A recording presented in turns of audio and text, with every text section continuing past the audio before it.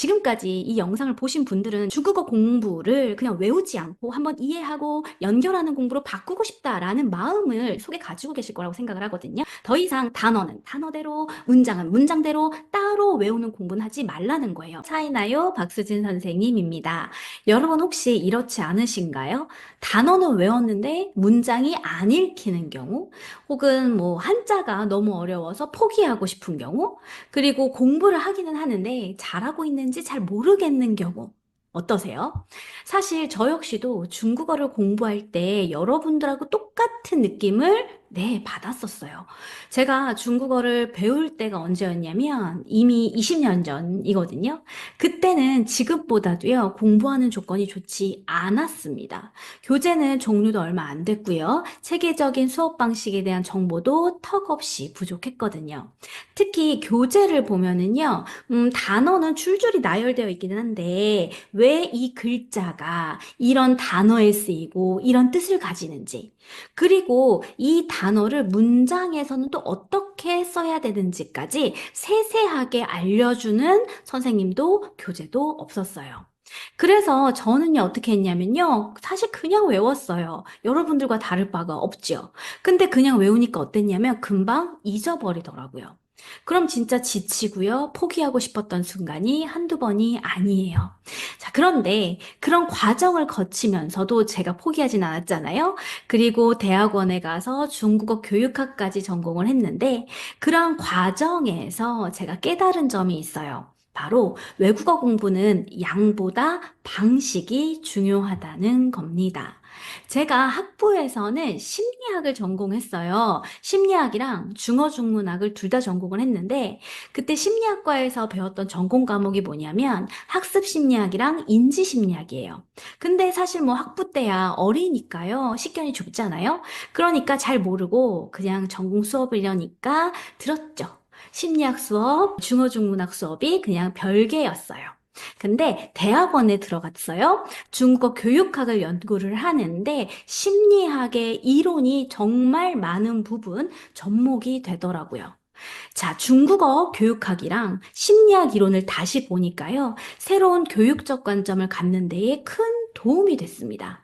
제가 여러분처럼 똑같이 경험했던 그런 어려움들의 원인이요. 바로 그 이론으로 설명이 되더라고요.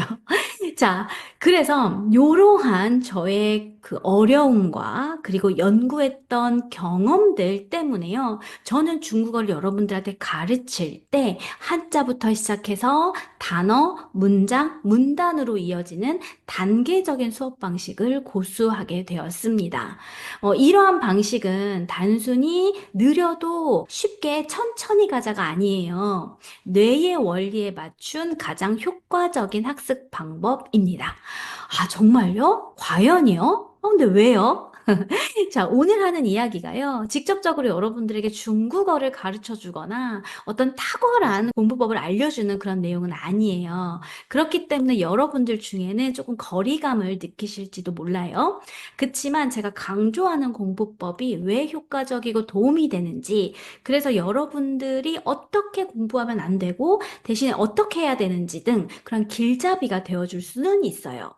그래서 저는 무조건 선생님이 말씀하시는 공부법을 그냥 덮어놓고 믿지는 못하겠습니다.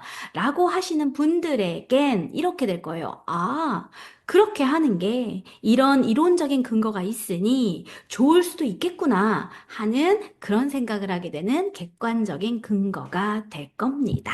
자, 그렇다면 여러분들의 공부법이 좀 부족했고 새로운 공부법을 알고 싶은데 제가 말씀드렸던 단어를 공부하고 어법을 공부하지만 결국에는 문장까지 봐야 된다. 제가 누누이 강조하고 있고, 그리고 저의 단어 강의나 어법 강의마다 뭐까지 가죠? 네, 문장까지 갔죠. 왜 그렇게 공부를 해야 되는지 그 근거를 말씀드릴게요. 끝까지 한번 봐주세요.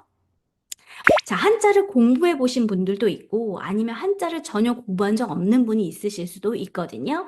우리 유튜브는 중국어를 뭐 처음 배우거나 아니면 한자에 대한 기본 베이스가 없는 분, 네, 그런 분들도 쉽게 이해할 수 있게끔 설명드리기 때문에 쉬운 예시로 제가 들어드릴 거예요. 먼저 첫 번째 심리학 이론에서는요, 유의미 부호화라는 이론이 있어요. 그건 바로 뭐냐면 간단하게 말해서 연결입니다. 새로운 정보를 알고 있는 정보와 연결한다거든요. 자, 생각해 볼게요. 우리가 일상에서 모르는 사람은요, 저에게 의미가 없어요. 네, 아무런 의미가 없죠. 그냥 사람이에요. 그런데 내가 모르는 사람이더라도 그 사람과 인사를 하고 그 사람에 대한 정보를 얻고 나면 그는 나에게 친구가 되거나 선생님이 되거나 아니면 학생이 됩니다. 그럼 뭐다? 결국에는 의미 있는 사람이 된다는 거예요.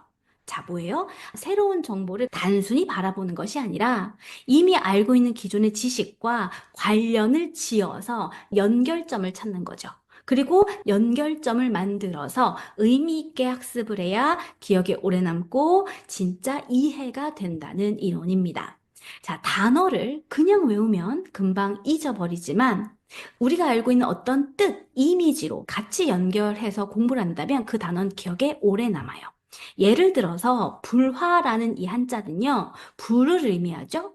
불꽃이라는 이미지, 형상을 가지고 우리가 이해할 수가 있고요. 물 숫자, 이건 물을 의미하는데요. 네, 이 모양은요, 물결과 네, 같습니다. 그리고 요 한자는 소우자예요. 소를 가리키는데요. 소의 뿔을 형상화하고 있어요. 자, 이렇게 이미지로 여러분들이 이해를 하면은 훨씬 쉽게 기억을 할 수가 있습니다.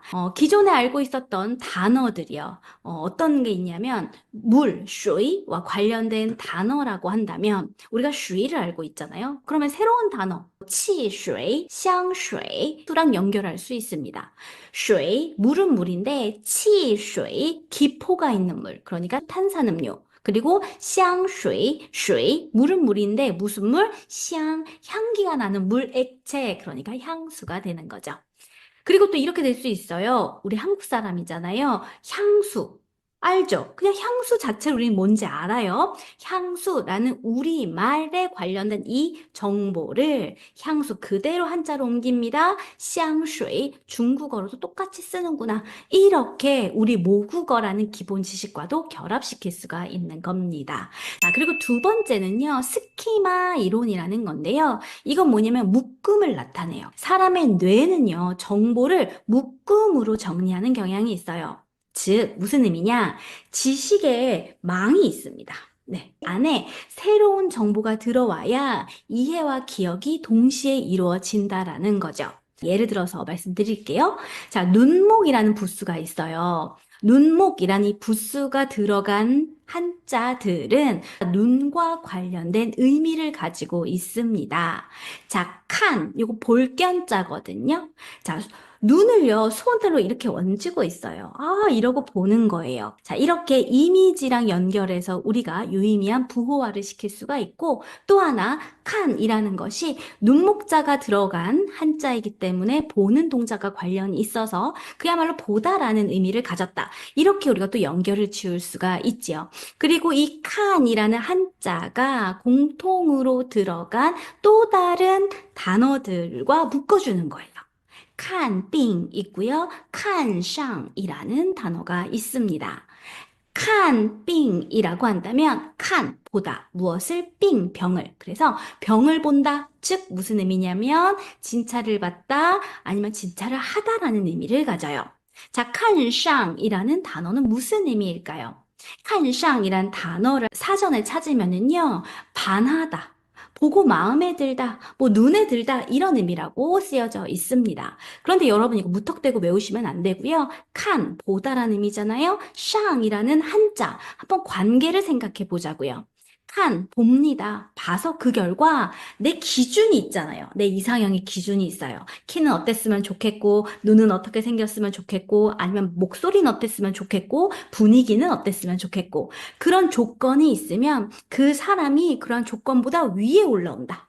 윗상자니까 위로 올라온다라고 하면 마음에 들게 되는 거죠. 그래서 반하는 거예요. 따라서 칸상이라는 이 단어는요, 반하다라는 뜻, 보고 마음에 들다라는 의미를 가진다. 이렇게 이해하면 됩니다. 자, 지금 복합적으로 이루어졌어요. 칸이라는 동일한 한자가 들어간 여러 개의 단어, 칸빙과 칸상을 이렇게 묶음으로 기억을 하고 그 각각의 단어가 칸이라는 요 하나의 글자와 함께 또 다른 어떤 글자가 더해져서 왜 또 다른 의미를 갖는지까지 그 연결성까지 본 거예요. 이렇게 복합적으로 단어를 공부하시면 기억에 잘 남습니다.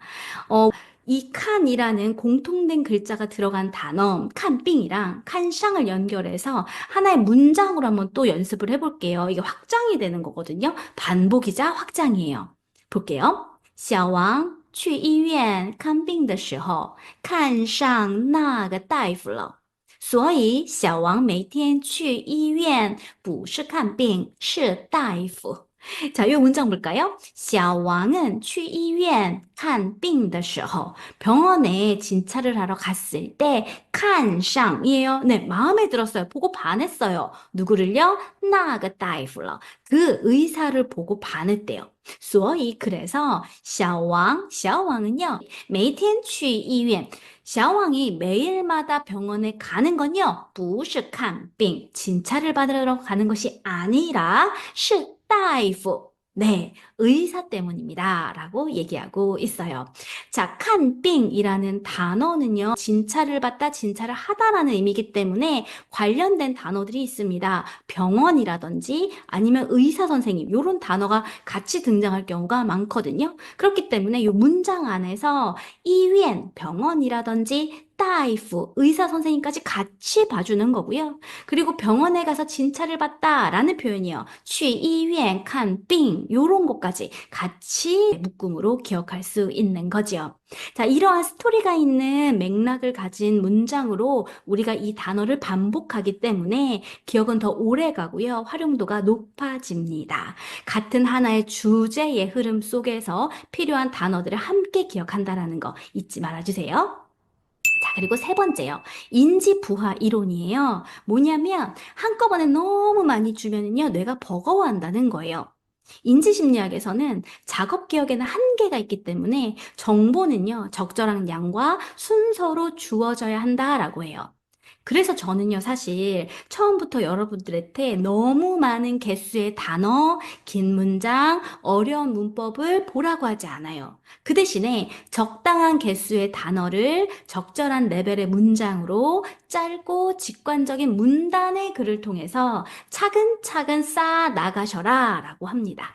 즉, 한자로 시작해서 단어를 공부하고 단어가 쓰인 문장, 그리고 문장에 모인 문단으로 연결되는 공부법은요, 여러분들의 인지부하, 그러니까는, 정보가 너무 많아!